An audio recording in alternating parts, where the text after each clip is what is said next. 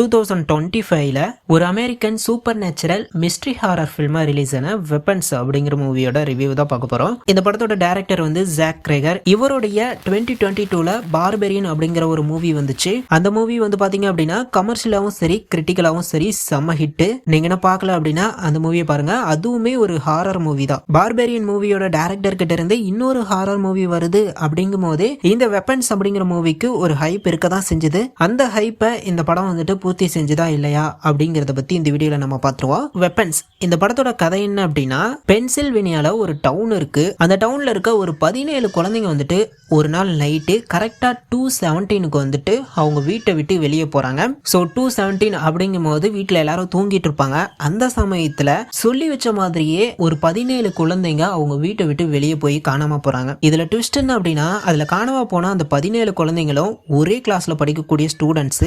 அவங்களுடைய கிளாஸ்ல இருக்கிற ஒரே ஒரு பையனை தவிர மத்த எல்லாருமே அன்னைக்கு நைட்டு அவங்க வீட்டை விட்டு வெளியே போய் காணாம போயிடுறாங்க. இப்படி ஒரே கிளாஸ்ல இருக்கக்கூடிய எல்லா ஸ்டூடெண்ட்டும் காணாம போயிருக்கிறதுனால அந்த கிளாஸ்ல இருக்கிற கிளாஸ் டீச்சரை வந்துட்டு எல்லாரும் சந்தேகப்படுறாங்க. பட் என்னதான் அந்த கிளாஸ் டீச்சரை கூப்பிட்டு வச்சு விசாரிச்சாலும் அவங்களுக்கு எதுவுமே தெரியல. போலீஸை பொறுத்த வரைக்கும் அவங்க வந்துட்டு ஒரு இன்னசென்ட்டா தான் தெரியுறாங்க. பட் மக்களை பொறுத்த வரைக்கும் அவங்களோட குழந்தைங்க வந்துட்டு காணாம போனதுக்கு அவங்களோட கிளாஸ் டீச்சர் தான் காரணம் அப்படிங்கிற மாதிரி இருக்கிறாங்க. ஸோ இப்படி வந்துட்டு ஒரே நேரத்துல அதுவும் ஒரே கிளாஸ்ல இருக்கக்கூடிய 17 பேர் காணாம போவாங்க. அவங்க எங்க போனாங்க, அந்த கிளாஸ்ல இருக்கிற ஒரே ஒரு பையன் மட்டும் எப்படி காணாம போகாம இருக்கிறான், இந்த காணாம போனதுக்கும் இவங்களுடைய கிளாஸ் டீச்சருக்கும் சம்மந்தம் இருக்குமா இல்லையா அப்படிங்கிற மாதிரி ரொம்ப ட்விஸ்டோட அதே சமயம் உள்ள ஹாரரையும் சேர்த்து கொஞ்சம் ஃபன்னோட கொடுத்த படம் தான் இந்த வெப்பன்ஸ் அப்படிங்கிற படம். இந்த மூவில ஜாஸ் ப்ரோலின், அதாவது இவரை வந்துட்டு நீங்க மார்வெல்ல தேனோஸா பார்த்திருப்பீங்க. அவருமே இந்த மூவில one of the main character act பண்ணியிருக்காரு. அதுக்கப்புறம் ஜூலியா கார்னர், இவங்களையுமே இதுக்கு முன்னாடி நான் ஒரு மூவில பார்த்திருக்கேன். அந்த மூவியோட ரிவ்யூவை கூட நான் ஷார்ட்ஸ் அப்லோட் பண்ணியிருப்பேன். எனக்கு மூவியோட நேம் டக்குன்னு ஞாபகம் இல்ல. ப்ரோ மூவியோட நேம் டக்குன்னு ஞாபகம் இல்லை அப்படின்னா கூகுள்ல சர்ச் பண்ண வேண்டியதானே அப்படின்னு நீங்க கேட்கறது எனக்கு புரியுது.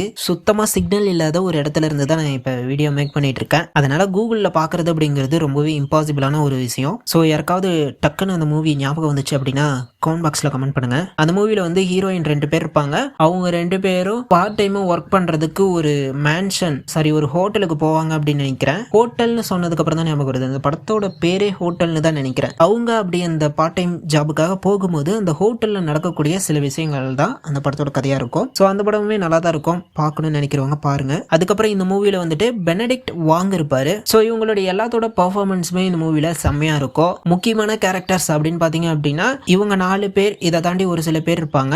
இவங்களுடைய பெர்ஃபார்மன்ஸ் இந்த மூவில வந்துட்டு தரமா இருக்கும் அப்படின்னு தான் சொல்லணும். அதே மாதிரி இந்த மூவில அலெக்ஸ் ஆக்ட் பண்ண அந்த சின்ன பையனும் சரி, அவனுடைய பெர்ஃபார்மன்ஸுமே சூப்பரா இருக்கும். கொடுத்த ரோலுக்கு கரெக்டா நடிச்சிருந்தான் அப்படின்னு தான் சொல்லலாம். இந்த மூவில எனக்கு பிடிச்சது என்ன அப்படின்னா, மூவியோட ஸ்டார்டிங்ல ஒருத்தவங்களுடைய பெர்ஸ்பெக்டிவ்ல இருந்து இந்த கதையை வந்துட்டு நமக்கு சொல்லுவாங்க.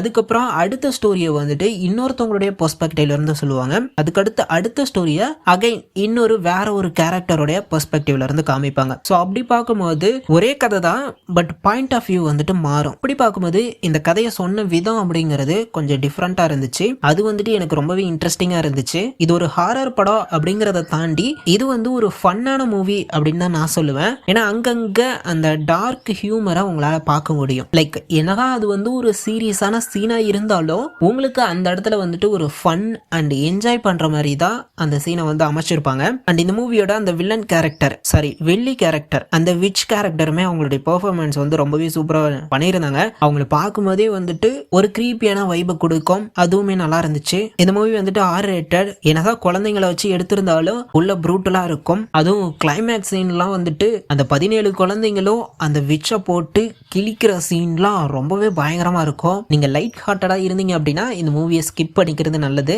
பட் எனிவே இது வந்து ஒரு பெஸ்ட் எக்ஸ்பீரியன்ஸா இருக்கும் உங்களுக்கு. கண்டிப்பா வந்துட்டு இந்த மூவி நீங்க ஒன் டைம் ஆச்சும் செக் பண்ணி பார்க்கலாம். அந்த அளவுக்கு ஒர்த்தான படம் தான். இன்னும் நீங்க இந்த வெப்பன்ஸ் அப்படிங்கிற மூவியை பார்க்கல அப்படின்னா கண்டிப்பா செக் பண்ணி பாருங்க. ஓகே, நெக்ஸ்ட் வீடியோல பார்க்கலாம்.